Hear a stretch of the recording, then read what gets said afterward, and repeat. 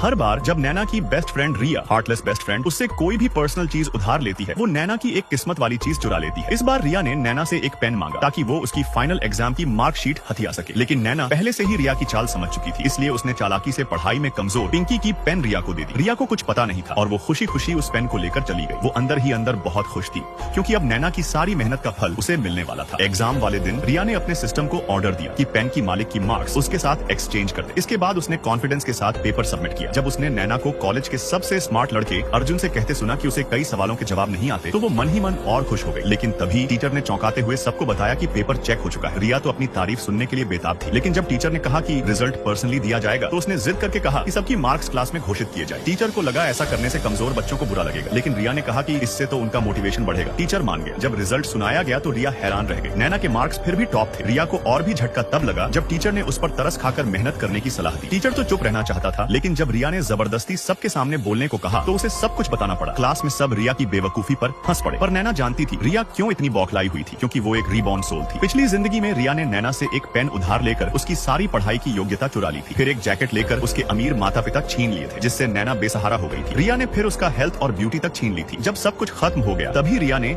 नैना को अपना सीक्रेट बताया। उसके पास एक रिप्लेसमेंट सिस्टम है। वो जैसे ही नैना की कोई चीज लेती है, सिस्टम नैना से उसकी एक किस्मत की चीज छीनकर रिया को दे देता है। इसलिए वो बार बार नैना से